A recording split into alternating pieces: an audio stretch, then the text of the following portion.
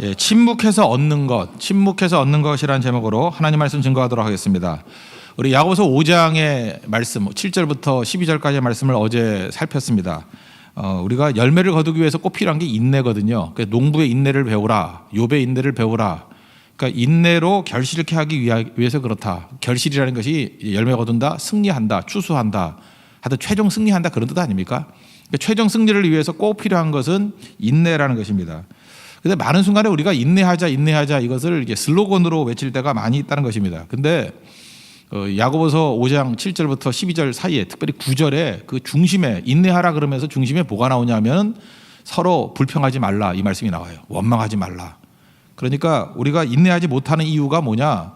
불평이 끼어들기 때문에 그렇다는 것입니다. 불평이라는 쓴뿌리가 있으면은 인내가 안 되는 거예요. 한번 불평해 보십시오. 힘이 쫙 빠져버리고 인내할 수 있는 힘이 하나도 없어요.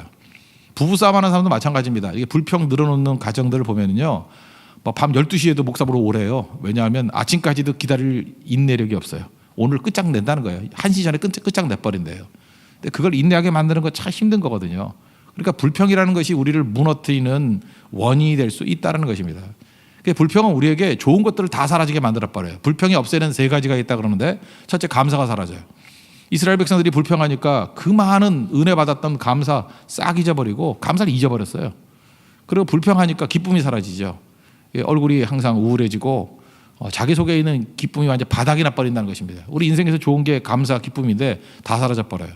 그리고 제일 중요한 건 뭐예요? 기회가 사라진다는 것입니다. 불평하면은 또 다른 기회가 없어요. 근데 하나님 앞에 찬송하고 감사하면 새로운 길이 막 열리는데 이게 끝나버리는 거예요. 그러니까 불평이라는 것이 이게 별거 아닌 것 같이 보이지만 이게 굉장히 중요한 거거든요. 우리가 보십시오. 교회 안에서도 한국 교회가 요즘에 감사가 사라지고 불평이 되게 많아졌잖아요. 그러니까 불평이 나오니까 감사 없어지고 기쁨도 없어져 버리고 지금 교회 분위기 보세요. 그리고 기회가 없잖아요. 기회가. 이때 우리가 해야 될 일이 뭐냐면 불평을 제거하는 것. 이게 꼭 필요하다는 것입니다. 그러면 이제 불평까지 왔는데 그 불평을 없애기 위한 그 전 단계가 또 뭐냐? 그게 침묵이라는 것입니다. 불평하지 말자라고 하면은 불평 안 하면 속에서 막 불이 올라오거든요. 그럴 때 먼저 해야 될 게 뭐냐면 침묵하는 거예요. 침묵이 주는 유익이 있다는 것입니다. 오늘 이렇게 불평할 수 있는 상황인데도 불구하고 침묵했던 사람 다윗입니다. 다윗을 보면은 지금 억울할 때예요. 지금 굉장히 억울할 때거든요. 우리 억울하면 말하고 싶잖아요. 또 스스로 생각할 때에도 자기가 정당하다는 거예요. 억울한 이유가 무엇입니까? 나는 옳고 넌 틀리는데 왜 이런 일이 벌어지냐 그런 거 아니에요? 나는 정당한데 억울하다. 그럴 때 불평이 나올 수 있는데 침묵한다는 것입니다. 그때에 다윗이 결정했던 게 뭐냐면 내가 입에 재갈을 물들이라. 여러분 위대한 사람의 특징이 뭐냐면 위대한 사람은 좋은 결심을 합니다. 그래서 다니엘을 보십시오. 그 1장에 보니까 뜻을 정하여 이렇게 결심하잖아요. 내가 우상에게 바쳐진 음식을 먹지 않겠다. 나를 정결하게 지키겠다. 이게 결심하잖아요. 이 결심이 그 인생을 바꿔버린다는 것입니다. 그래서 여러분 대충 살면 안 돼요. 여러분들이 아무 생각 없이 살면요, 우리는 죄로 가게 돼 있어요. 우리 죄성이 있기 때문에. 그래서 항상 말씀 붙들고 결심을 해야 돼요. 뜻을 정하여. 근데 다윗이 이때 무슨 결심을 했냐 하면은 내가 침묵하리라 하는 결심을 했다는 것입니다. 이게 위대한 사람의 모든 사람의 특징이라는 거예요. 그래서 1절, 2절을 보니까 1절에 뭐라 그래요? 내가 혀로 범죄치 아니하리니 또 악인이 내 앞에 있을 때라 할지라도 내 입에 재갈을 먹이리라. 2절을 보니까 심지어 선한 말도 하지 아니하겠다. 선한 말도 하지 않으면 이 어떤 일이 벌어져요? 말 안 하고 계속 있으면은 근심이 더 심하도다. 이 속에서 불이 확 올라오거든요. 그때가 사실은 기도할 때예요. 그러니까 침묵하게 되면 기도가 나온다는 것입니다. 기도 안 되는 사람의 특징이 뭐냐? 불평이 많은 사람이에요. 불평을 하다 보면은 기도할 힘을 다 잃어버립니다. 그러니까 인간이 할 수 있는 그 에너지는 한계가 있는 것 같아요. 불평을 침묵으로 참고 있으면은 그때부터 기도로 불이 붙는 거예요. 분인나에 공격이 있었습니다. 불평할 수 있는 상황이 한나였잖아요. 근데 침묵하지 않습니까? 어느 정도 했어요. 뭐 기도조차도 엘리 제사장이 볼 때 말하지 않는, 소리 내지 않는 기도였잖아요. 그러니까 침묵하면서 하나님만 바라보는 거예요. 술 취한 듯이 보였잖아요. 그때 거기서 터져나온 게 기도죠. 한나의 기도. 그 한나의 기도에서 한나의 찬송이 나오는 겁니다. 사무엘상 2장. 중심이 하나님을 향하는 거. 그게 무엇인지를 보여주고 있죠. 진정으로 하나님께서 반전을 일으키시는 분임을 믿는 믿음. 그게 언제 나오는 거예요? 그런 놀라운 찬양과 그런 인사이트들은 침묵했을 때, 그때 하나님 앞에 기도로 나오게 되고 그런 깨우침이 있게 된다는 것입니다. 우리에게도 그런 깊이 있는 성도, 그런 능력 있는 성도가 돼야 된다는 것입니다. 지금 다윗도 마찬가지예요. 다윗이 왜 힘드냐면, 침묵이 힘들었던 이유가 뭐냐면 악인이 내 앞에 있기 때문에 그렇다는 거예요. 악인이라는 게 뭡니까? 명백히 틀린 놈이에요. 그리고 상대적으로 나는 옳은 거 아닙니까? 이게 자명한 거라고요. 그때 결심한 거예요. 내가 저 사람 욕한다고 싸운다고 되는 게 아니고 하나님 앞에 침묵하리라. 내 입에 재갈을 먹이리라. 그러면요, 하나님께서 우리를 불쌍히 여기십니다. 여러분이 떠들 때 하나님이 불쌍히 여기는 게 아니고요, 이렇게 억울할 때 침묵하면서 하나님 바라보고 있을 때 주님이 우리를 불쌍히 여겨요. 그래서 이게 수순이 이렇습니다. 잘 보세요. 우리가 그 인내하면 열매를 거둔다, 이거를 우리 제일 많이 압니다. 그죠? 인내로서 결실하는 자니라. 그래서 인내 다음이 열매다, 여기까지는 알아요. 근데 인내가 안 되는 이유가 뭐냐고, 앞 단계가 뭐예요? 불평이 있기 때문에.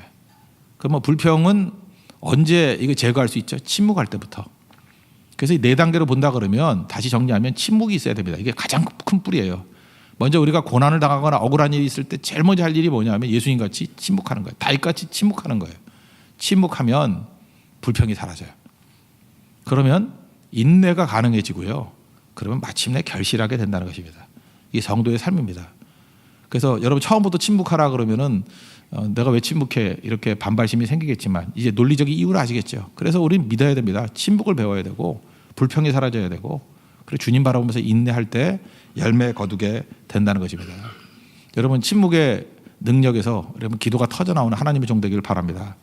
그 침묵하게 되면 그 다음 단계가 뭐냐면, 이제 유익이 2가지가 있는데, 이제 우리 인생에서 제일 중요한 건 타인이에요. 다른 사람의 시선이 우리 인생에 항상 태클 걸고 방해가 되는 거거든요. 나를 발견하게 되고 또 하나 하나님을 발견하게 돼요. 그래서 인생에서 가장 건강한 두 축은 뭐냐면 하나님과 나와의 관계예요. 하나님 앞에 서 있는 나, 코람데오, 하나님 앞에 서 있는 나. 그러니까 하나님과 내가 발견되면 그때부터 능력이 나타나는 거예요. 그래서 혼자 있는 시간이 많아야 된다. 그게 무슨 뜻입니까? 혼자 있다고 되는 게 아니고 혼자 하나님을 만나는 시간이 돼야 된다고요. 그래서 콰이어 타임 그러잖아요. 경건의 시간, 하나님 만나야 된다고요. 그래서 침묵하게 될 때 나를 발견하게 되고 하나님을 발견하게 되고, 그래서 하나님과 나와의 교제가 이루어지게 됩니다.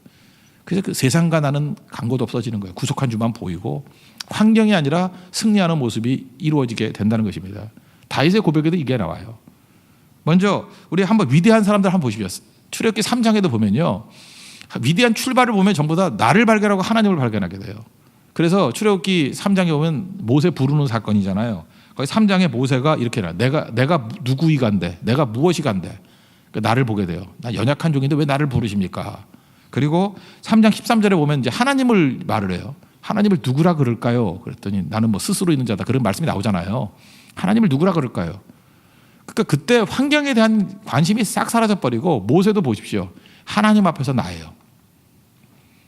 그리고 뭐 이사야도 마찬가지죠. 이사야도 하나님 영광 가운데 서게 됐을 때 하나님만 보이고 자기의 죄악된 모습만 보이는 거예요. 화로다 나여 망하게 되었도다. 이게 출발이라고요. 그죠? 침묵하게 되면 이런 일이 벌어지게 돼요. 베드로도 마찬가지죠. 고기 많이 잡았다가 기억나는 게 아니라 누가복음 5장 보면은 예수님과 자기만 보이는 거죠. 나는 죄인입니다. 주님, 나는 죄인입니다. 주시고 나는 죄인이라는 거예요. 나를 떠나소서. 거기서부터 관계가 재정립되는 것입니다. 그래서 여러분들 하나님 앞에 침묵하면서 하나님 앞에서 자기 자신을 볼 수 있는 눈이 열리기를 바랍니다. 그럼 환경 별거 아니고요. 사람 그 아무것도 아니라는 거예요. 그래서 나 자신을 바라보게 된다는 것입니다. 나 자신을 바라보면 어떤 일이 벌어지죠? 부족합니다는 거죠. 주여 우린 연약합니다. 우리 찬양도 하잖아요. 그죠? 하나님의 은혜가 필요합니다. 나는 죄인입니다. 나를 떠나십시오. 바로다 나여 망하게 되었다. 다 똑같은 그런 고백이 나올 수밖에 없다는 것입니다. 다윗도 마찬가지죠. 4절 5절 보니까 나의 연약함을 알게 해 주십시오. 그러고 5절에 뭐라 그래요? 내 날이 한 뼘도 안 된다 그러잖아요. 근데 내 일생이 주 앞에서 없는 것 같대요. 아예 없는 것 같대요. 그리고 진실로 모두가 허사일 뿐이다. nothing이라고 얘기하잖아요. 거의 뭐 단어만 다를 뿐이지 똑같은 고백이라고요. 너무너무 부족한 거예요. 너무너무 연약한 거예요. 여기서 나 자신을 볼 때 뭘 깨닫게 되는 거예요. 이제까지 허상에서 내가 내 인생의 주인인 줄 알았거든요. 근데 하나님이 내 인생의 주인이 되어 주십니다. 그래서요, 인간이 연약함을 깨달으면 깨달을수록 주님의 주인 되심이 더 강해지는 거예요. You are my master. 그래서 강해지는 거예요. 여러분 여기 지금 뭐 제 또래나 저보다 나이 좀 더 드신 분들은 아시겠지만 우리 기도에 관한 책 그러면은 이엠 바운즈를 아는데 이엠 바운즈 전에 우리 한국에 아주 대히트를 쳤던 사람이 있어요. 노르웨이 신학자인데 오할레스비라고. 오할레스비의 기도 제가 볼 때 그게 훨씬 더 많이 읽혔어요. 오할레스비의 기도고 오할레스비의 기도가 너무 사람들이 은혜를 끼치니까 뭐 기도 좋은 책 없냐 그래서 그 다음에 소개된 게 이엠 바운즈예요. 근데 이엠 바운즈가 원래 책이 워낙 많아가지고 또 그다음에 그게 또 영어권이기 때문에 우리에게 더 익숙해진 것 같이 보이지만 제가 볼 때 한국 교회의 기도의 영성의 어떤 토대를 만든 것은 오할레스비입니다. 오할레스비 노르웨이 신학자인데 오할레스비의 기도예요. 거기에 이런 전제가 있거든요. 오직 무기력한 사람만이 기도한다예요. 오직 무기력한 사람만이 기도한다. 그래서 그 책이 탁월한 게 뭐냐면 하나님께서 우리에게 기도의 사람을 만들기 위해서 우리 마음을 기도의 옥토로 만들기 위해서 주시는 복이 뭐냐? 무기력이래요. 참 이게 역설적이죠. 그 힘 있는 사람이 기도하는 게 아니라 하나님께서 우리를 하여금 완전한 무기력에 빠지게 만든대요. 근데 무기력이 기도의 옥토래요. 무기력한 자만이 기도한다는 거예요. 아무것도 없다 그럴 때, 파산 상태에 있을 때. 이스라엘 백성들이 언제 기도가 제일 컸습니까? 무기력했을 때. 다윗이 언제 제일 기도를 많이 했죠? 무기력했을 때. 아무도 없다 그러잖아요. 그죠? 오직 주밖에 없사오니. 그게 무기력이에요. 그래서 우리 성도들은요, 무기력조차도 힘이라는 것입니다. 그때가 제일 강한 힘이에요. 사도 바울도 그러잖아요. 고린도후서에서 사방에 둘러싸여서 이게 우겨쌈을 당할지라도 그 무기력 아니에요. 그래 내가 낙심하지 아니하노니. 그때 기도가 나오잖아요. 하나님 바라봐서 이 질그릇 같은 나에게 보배가 담겨져 있다고. 능력이 힘이 큰 것이 내게 있지 않냐고 하나님께 있는 것. 이게 무기력에서 나오는 고백이거든요. 이런 것들을 쭉 풀어주고 있다는 것입니다. 그래서 여러분들 무기력 가운데 하나님을 찾을 수 있는 믿음의 종 되길 바랍니다. 그래서 하나님으로부터 일이 풀리기 시작하면요, 방향이 바뀌는 거예요. 여기 지금 앞에도 보니까 뭐 새로 사업도 시작한 사람도 있고 뭐 출발하는 사람도 있고 뭐 보니까 만만치 않네요. 이 집사님도 기도가 되게 많아야 될 거, 그죠? 예. 이 형제도 모자 쓰고 있지만 얼마나 머리가 뜨거우면 저렇게 모자 쓰고 있겠어요. 되게 지금 힘들 것 같고 여기는 또 이제 뭐 안경점 새로 시작했고 여기는 또 뭐 아프고 여기는 또 사업해야 되고 지금 만만치가 않아요. 하나님께서 일하셔야 되거든요. 하나님이 일하셔야 된다라고 생각할 때 우리 인생의 부담이 사라지는 거예요. 여러분 인생은 두 가지 일이 있어요. 내 힘 가지고 살겠다는 게 있고 하나님의 은혜로 살겠다는 사람이 있는데 저는 이걸 두 가지로 얘기하고 싶어요. 분수와 폭포. 분수가 이렇게 물을 뿜을 때 멋있긴 멋있죠. 저는 뭐 분수도 멋있고 폭포도 멋있어요. 근데 분수는 에너지 없이는 작동이 안 되죠.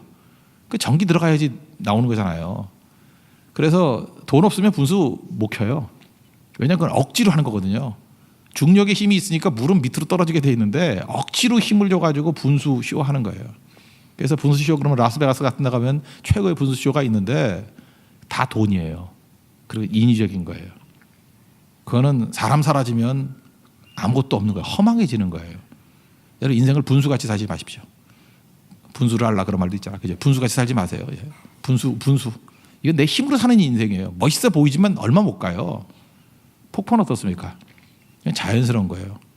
그래서 분수 같은 은혜를 주십시오. 이런 사람이 있어요? 폭포수 같은 은혜를 달라고. 이거는 가만히 있어도 떨어지는 거예요. 이게 부어지는 거예요. 나야가라 폭포가 언제 끝나요? 뭐 끝나는 게 없어요. 그건 그냥 한없이, 그죠? 뭐 가뭄이 오지 않는 한, 뭐 물이 다 끊어지지 않는 한 계속 떨어지는 거 아니에요. 그래서 하나님의 은혜 안에 사는 사람은 폭포 같은 은혜를 받는 거예요. 힘쓰고 애씀이 없어요. 그러니까 공짜예요. 공짜같이 느껴지는 거죠. 하나님이 부어주시는 거라고요. 무기력한 자가 폭포의 은혜를 체험하게 됩니다. 힘 있는 사람은요 폭포로 안 가요. 내 힘으로 분수 쏘겠다고 얘기하죠. 분수 쇼하겠다고. 그건 쇼일 뿐입니다. 사울의 문제가 뭐냐면 다 인위적이에요. 그래서 그의 삶의 모든 것들은 자기 힘이 있을 때 분수 쇼하고 있어요. 힘 떨어지니까 아무것도 아니고. 다윗은 왕이 되어서도 은혜, 폭포수와 같은 은혜를 구하고 있습니다. 그래서 그치지 않아요. 야고보서 1장에도 그런 말씀이 있죠. 온갖 좋은 은사, 온전한 선물이 다 위로부터 아버지, 빛들의 아버지께로부터 내려오나니 좋은 것은 하늘로부터 내려오는 거예요. 폭포수 같은 은혜예요. 그래서 은혜로 살아야 됩니다. 그럼 지치지 않아요. 그럼 내 힘이 들어가는 게 아니에요. 하나님께 구하는 거죠. 우리 자녀들이 분수로 살지 않죠. 부모의 폭포수 같은 게 그냥 주시는 은혜로 살죠. 우리가 하나님의 자녀예요. 그걸 깨달아야 된다는 거예요. 침묵하면서 내 아버지가 하나님이시구나. 주인이 하나님이시구나. 폭포수 같이 내게 주시는 거구나. 나는 무력하지만 살 수 있구나. 그걸 깨닫는 것. 그게 침묵입니다. 또 하나는 이제 하나님이죠. 하나님을 발견하게 돼. 7절을 보십시오. 주여 이제 내가 무엇을 바라리요 나의 소망은 주께 있나이다. 우리 뭐 여름 내내 외쳤던 구호 아닙니까? God works when we pray. 우리가 기도할 때 하나님이 일하신다고. 여러분 세상에서 제일 영광스러운 것이 하나님이 일하시는 모습을 보는 겁니다. 하나님이 일하시잖아요. 병자를 고치시고 그죠? 성교에서 열매를 거두게 만드시고 가정을 회복시키시고 흩어졌던 가족들이 모이고 나누어졌던 부부가 하나가 되고 그런 것들을 지금 보고 있잖아요. God works. 이게 누가 하는 거예요? 하나님이 일하시는 거라고요. 우리가 기도할 때 하나님이 일하신다는 거 그걸 깨닫게 되는 거죠. 그래서 다윗은 시야가 넓어지는 거예요. 환경 쳐다보니까 하나님 바라보니까 하나님이 일하신다. 그 하나님이 일하시는 모습을 보니까 그의 노래가 달라지죠. 주 여호와는 광대하시도다. 너무 하시는 일이 크다는 거거든요. 그래서 하나님의 일하심을 참여하다라는 것입니다. 그리고 하나님이 일하시는 얘기를 8절 9절 보세요. 우리를 죄에서 건지시고 그죠? 그래서 내가 이제 입 열지 않겠다고 9절 보니까 주께서 일을 행하신 까닭입니다. 나는 다 이해하지 못하지만 하나님께서 유익을 주시기 위해서 이 모든 것들 이루시는군요. 그래서 나는 말하지 않겠습니다. 침묵하겠습니다. 여러분 욥기를 보시면 느끼는 거 있지 않아요? 욥이 처음엔 침묵했어요. 그때는 그가 믿음이 흔들리지 않았어요. 그러다가 친구들이 거지 같은 친구들이 와가지고 잠깐만 승질 돋구니까 말하기 시작했어요. 그래서 논쟁이 막 벌어지고 하나님이 나타나셨습니다. 하나님 보고 난 다음에 욥이 배운 게 뭐예요? 침묵을 배워요. 내가 쓸데없이 떠들었습니다. 그죠? 내가 침묵합니다. 하나님만 바라봅니다. 하나님 나를 이끌어 주세요. 그랬더니 내가 이제까지 못 듣던 걸 듣고 못 보는 걸 본다 그런 얘기가 나오잖아요. 그게 욥이에요. 욥과 같은 거룩한 사람도 그럴 수 있었다는 것입니다. 우리도 마찬가지예요. 하나님 안에서 침묵할 때 하나님의 위대하심을 바라보게 된다는 것입니다. 그래서 12절 13절 보니까 내 기도를 들으시고 이제부터는 하나님의 은혜를 구하는 기도로 달아가잖아요. 하나님이 일해 주십시오. 부르짖음에 귀를 기울여 주시고 잠잠하지 마시고 용서해 주시고 이때 다윗이요 낙심 너무 많이 해가지고 몸도 아팠는가 봐요. 그래서 마지막 보니까 나의 건강을 회복시켜 주십시오. 원래 이게 마음의 병에서부터도 육체적인 병이 오는 거거든요. 그리고 고난이 이렇게 몰려오는 거니까 이때 내가 내 힘으로 일어서겠다 그러지 않고 하나님 나를 건져 주세요. 이렇게 고백하더라는 것입니다. 여러분 잘 보세요. 하나님께서 왜 우리의 삶 가운데 이렇게 침묵을 가르치느냐. 만약에 밤에 바다 같은 데 한번 가보셨습니까? 깜깜하잖아요. 깜깜할 때 빛이 몇 개가 보여요. 빛이 뭐가 보이냐면 밖에 그 배에서 나오는 빛이 있어요. 뭐 동양 같은 데 보면 옛날에 오징어 잡이 할 때 빛이 보여요. 근데 배에서 나오는 빛을 기준으로 삼으면 배는 움직이니까 실패죠. 더 밝을 수 있어요. 근데 배의 빛은 기준이 아니에요. 그게 주변 사람들이거든요. 주변 사람들이 빛이라고 말하는 거 맨날 움직여요. 이게 옳았다 저게 옳았다. 뭐 여러분들 어떤 과에 가야 됩니까? 대학 들어갈 때도 마찬가지죠. 사람 얘기 듣다가 입학할 때 졸업할 때가 달라요. 사람 얘기 너무 듣지 마세요. 그 얘기 듣다가 큰일 나요. 근데 별빛을 보면 북극성을 바라보면 흔들리지 않죠. 하나님이 흔들리지 않는 분이라고요. 그래서 우리가 위기 순간에 깨닫게 되는 게 뭐냐? 주님께서 일하신다? 주님만 바라봐야 되겠구나. 그래서 다윗이 흔들리지 않았던 것입니다. 결국 우리 주변의 동역자들 되게 중요한 거지만 동역자일 뿐이에요. 사람들의 시선이라든지 환경, 사람들이 우리에게 도움되는 게 아닙니다. 다 우리를 넘어뜨리는 요소가 될 수 있다는 거예요. 그래서 삶이 든든하다는 건 뭐냐면 제일 중요한 관계, 하나님과 나와의 관계를 든든하게 세워야 돼요. 이건 침묵에서 나오는 겁니다. 내 연약함에서, 내 무기력에서 하나님께 나아가는 힘이 나오는 거고요. 기도가 나오는 거고, 하나님을 바라볼 때 하나님의 일하시는 걸 통해서 이건 기준이에요. 언제나 이길 수 있어요. 그러니까 언제라고 표현할 수 있는 게 뭐예요? 흔들리지 않는 기준이기 때문에. 그래서 하나님 바라보고 흔들리지 않는, 언제나 하나님이 일하시는 것을 통해서 꾸준히 결과가 나오고 열매가 나오고 승리하는 믿음의 종 되기를 바랍니다. 침묵하십시오. 불평하지 마십시오. 그래서 인내로 결실하는 하나님의 거룩한 종 되기를 축원합니다. 모두 자리에서 일어나겠습니다. 주여 우린 연약합니다. 찬양하겠습니다. 주는 완전합니다.